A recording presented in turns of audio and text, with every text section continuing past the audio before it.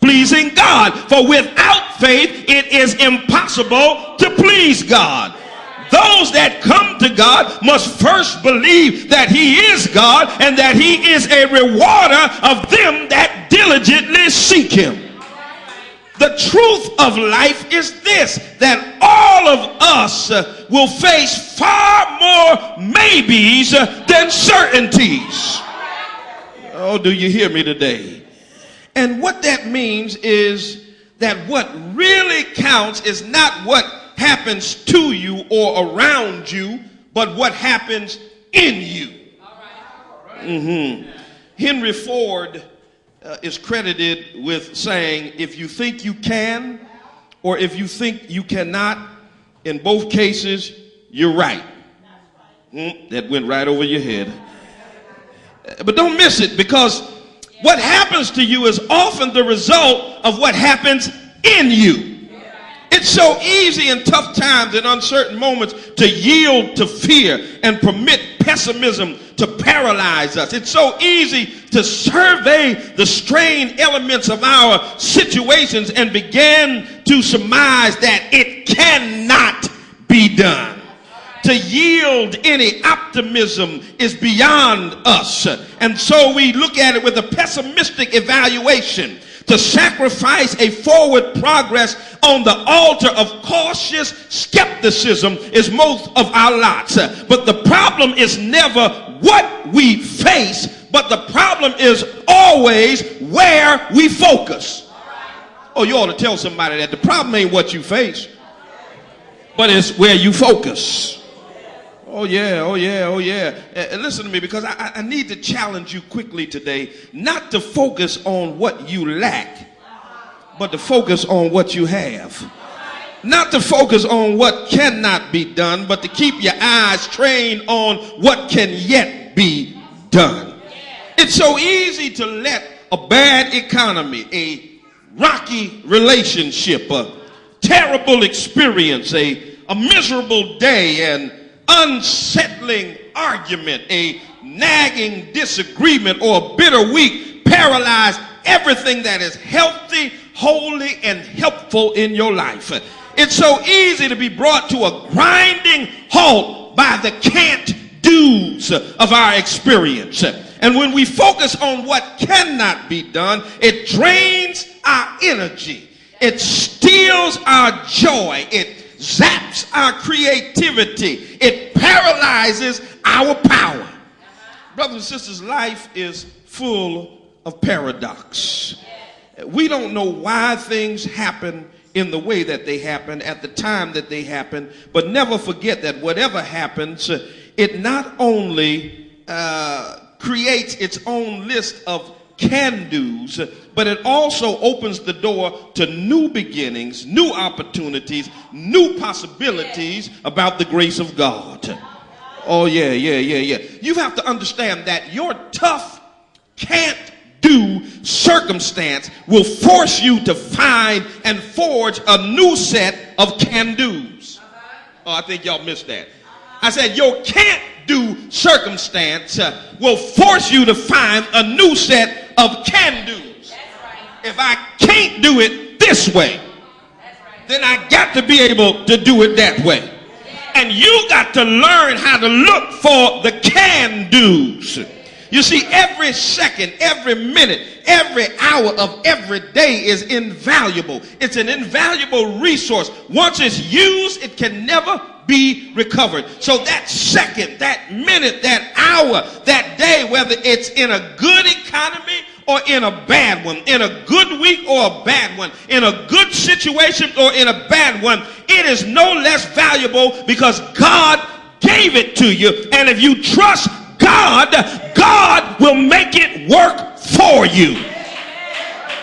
You've got to get the fact that what matters is not what you face, but where you focus. Remember this.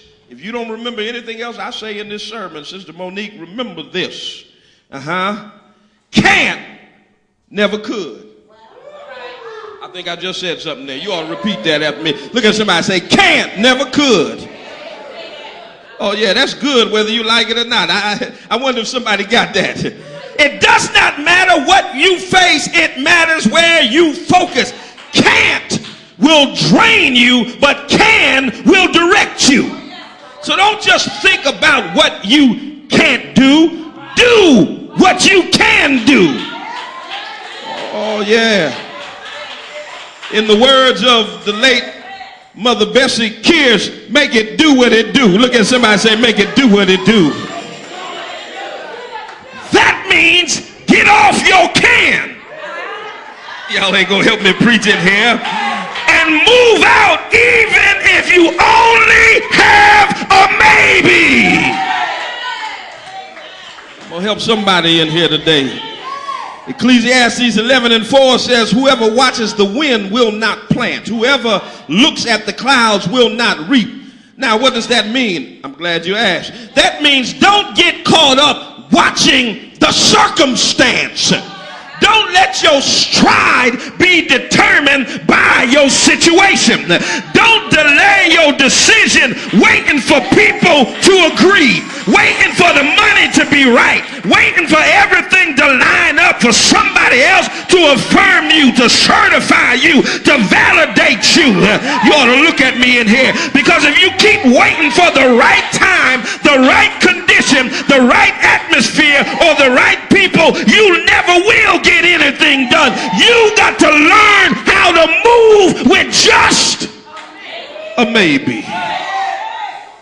Brothers and sisters, your conditions never will be perfect. Everybody ain't gonna ever agree.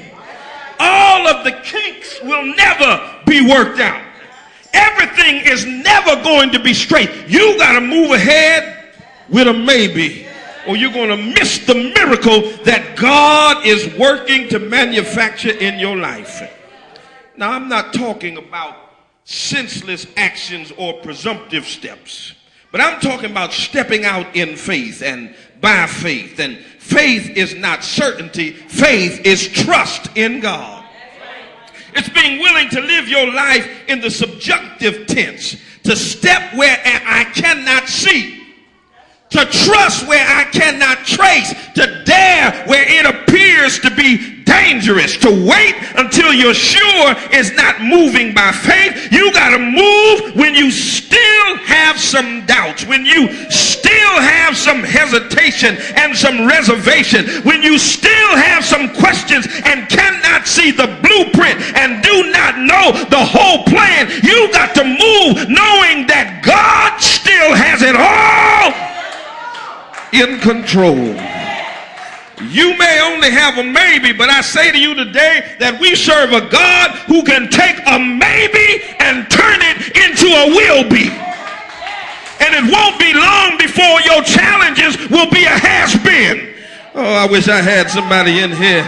Is there anybody in here today who's willing to step out with just a maybe? See, y'all ain't really ready for this, but let me just ask you a question since I got your attention. What are you going to do when you're not certain? Are you going to just sit back and wait for circumstances to align themselves? Are you going to wait for conditions that are perfect before you go back to school? Before you launch that idea? Before you use that gift? Before you work that plan? Before you begin that group, before you perform that service, before you start that business, before you pay off that bill or help that person or react to that child or expand the dream that God has put in your heart? What are you going to do? Look at somebody and ask them, what you going to do? Because Jesus said, I am he that opens the door that no man can shut. And I'm he that shuts the door that no man can open. The Lord can open and shut doors that nobody nowhere can do anything about. Excuse me. Hallelujah anyhow. But I believe that sometimes God unlocks the door, Brother Mike, but leaves it closed to see if we got enough faith to turn the knob. And too many of us miss God's movement and miracle because we want God to unlock the door, prop the door open the door wide, carry us through the door,